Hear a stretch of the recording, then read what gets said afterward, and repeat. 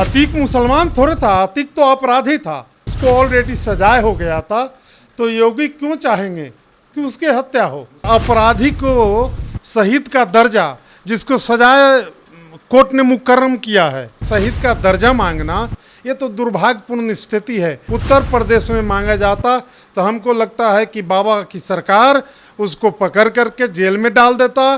कि बाबा से पहले हमको कुछ नहीं मिलता था, बाबा जब से मुख्यमंत्री बने हैं हमको सब कुछ मिल रहा है, और जो एक हिंदू को मिलता है उससे ज़्यादा हमको मिलता है।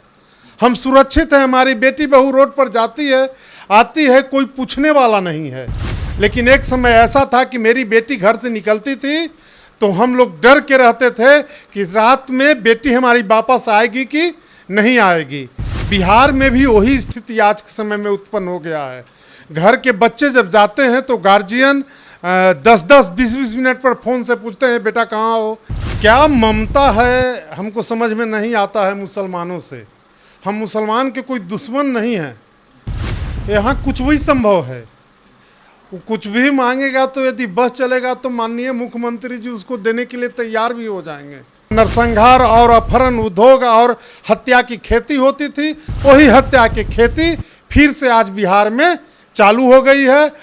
हत्यारा जेल जाता है और तुरंत 6 महीना के अंदर में छूट के आता है और फिर अपराध की खेती करता है, कोई पूछने वाला नहीं है। 29 तक मोदी जी का चाय पीना पड़ेगा, फिर 29 के बाद बाबा का काढ़ा पीना पड़ेगा।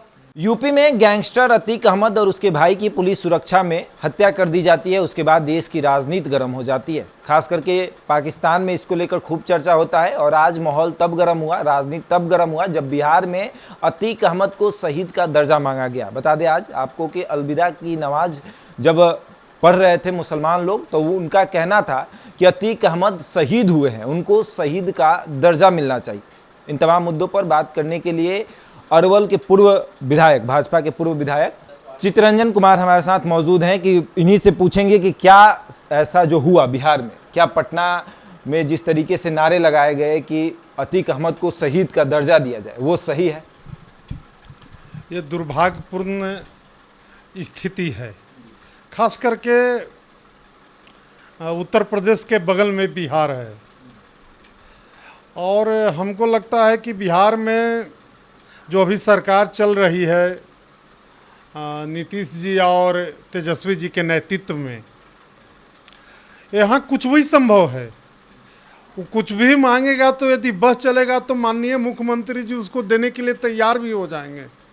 इसलिए तैयार हो जाएंगे, क्या ममता है हमको समझ में नहीं आता है मुसलमानों से। हम मुसलमान के कोई दुश्मन नहीं हैं, लेकिन यदि कोई अपराधी मारा जाता है और अपराधी को शहीद का दर्जा, जिसको सजाए कोर्ट ने मुकर्रम किया है, माने कुछ ही दिन पहले सजा जिसको हुआ है, और उसके लिए ये शहीद का दर्जा मांगना ये तो दुर्भाग्यपूर्ण स्थिति है। यदि ये उत्तर प्रदेश में होता, शहीद का दर्जा यदि उत्तर प्रदेश में मांगा जाता तो हमको लगता है कि बाबा की सरकार उसको पकड़ करके जेल में डाल देता और उस पर भी जो कानूनी कार्रवाई करके समुचित सजा देने का काम करते। कुछ दिन पहले तेजस्वी यादव अतीक जी कहते हैं, और आज ऐसा होता है कि अलविदे की नमाज में कहा जाता है कि नारा लगता है कि अतीक अहमद जिंदाबाद, अतीक अहमद तुम शहीद हुए हो, हम तुम्हारे साथ हैं।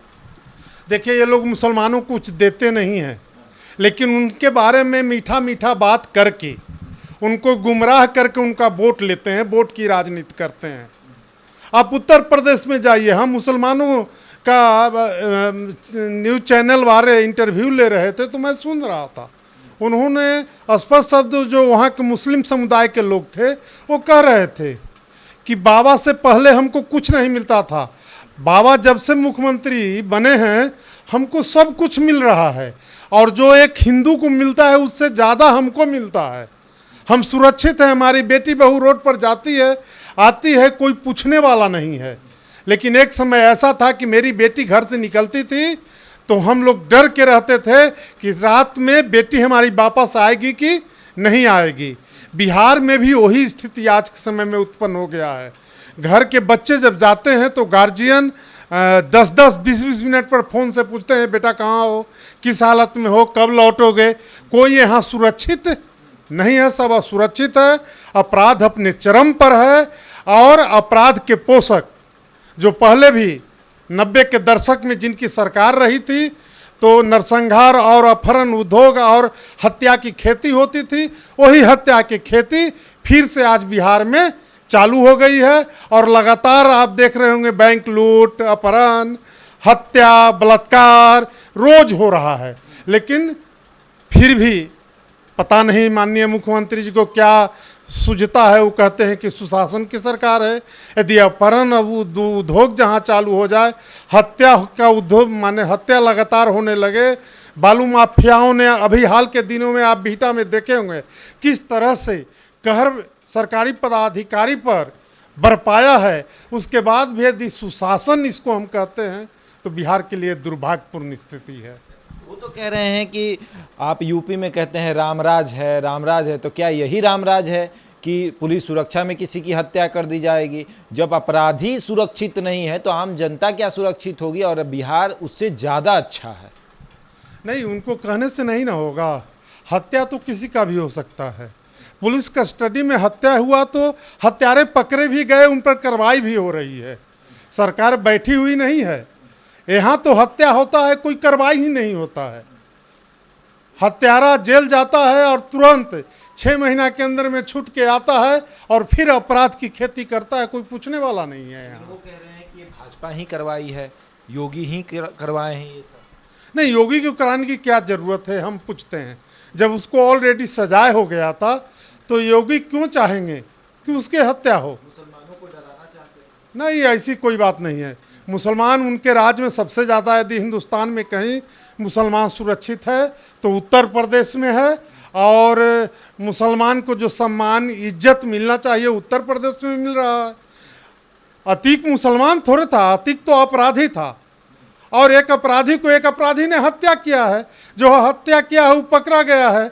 सरकार उसको भी सजाए मुकर्रम करा के रहेगा। जांच हो रही है, SIT के गठन हुआ है, न्यायिक जांच हो रही है।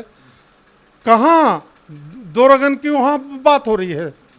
बड़े बड़े अब हिंदू के भी अपराधी मारे गए हैं वहाँ। आप लोगों को मुसलमानों से कोई दिक्कत है क्या? खास दिक्कत है कि जानबूझ के उन्हीं को टारगेट किया जाता है? हम ऐसा नहीं करें, बल्कि ऐसा बिहार सरकार में बैठे कुछ मंत्री हैं, कुछ विधायक हैं जो कहते हैं कि भाजपा को मुसलमानों से दिक्कत होता है, उनके आंख में चुभते हैं मुसलमान, इसीलिए जानबूझ के अतीक अहमद की हत्या कराई गई ताकि मुसलमानों को डराया जाए कि देखो तुम भी आगे बढ़ोगे तो तुम्हारी भी यही हश्र होगी। अब वो तो उनकी सोच है। भारतीय जनता पार्टी सबको, सबका साथ सबका विकास, देश से आगे बढ़े। और देश में किसी एक वर्ग को हम दबा के देश को आगे नहीं बढ़ा सकते हैं। देश में जितने जाति धर्म के लोग हैं सबका विकास होगा तब देश आगे बढ़ेगा। भारतीय जनता पार्टी का मूल मंत्र है सबका साथ सबका विकास। अब रही ये लोग को अब कुछ मिल नहीं रहा है। लगातार 10 साल से चिल्ला रहे हैं कि केंद्र में हम मोदी जी को हटा देंगे। पब्लिक कह रहा है कि मोदी जी 29 तक मोदी जी का चाय पीना पड़ेगा और फिर 29 के बाद बाबा का काढ़ा पीना पड़ेगा। तो अब ये लोग बेचैन हैं, ये लोग परेशान हैं, ये लोग तबाह हैं। ये लोग को लगता है कि जो हम समाज को बांट करके जात पात जाति धर्म में बांट करके रखते थे और राज करते थे, अब वो होने वाला नहीं है। यहाँ के सभी जाति सभी धर्म के बच्चे पढ़े लिखे हैं और वो अपना विकास समझते हैं, कहाँ हमको अच्छा से रह सकते हैं, किसके साथ रह सकते हैं, सब बच्चे को मालूम है। और वो अब नया भारत 21वीं सदी का ये भारत है, ये भारत आगे जाएगा। आज पूरी दुनिया में भारत की डंका नरेंद्र भाई मोदी के नेतृत्व में बज रहा है और बजते रहेगा। और इसके बाद जैसे ही नरेंद्र भाई मोदी का समय खत्म होगा तो फिर योगी जी के नेतृत्व में भारत हिंदू राष्ट्र की ओर एक कदम और आगे बढ़ेगा। हमारे साथ अरवल के पूर्व बीजेपी विधायक चित्तरंजन कुमार मौजूद थे। बहरहाल इस खबर में इतना ही। बने रहे हमारे साथ और देखते हैं द इंडिया।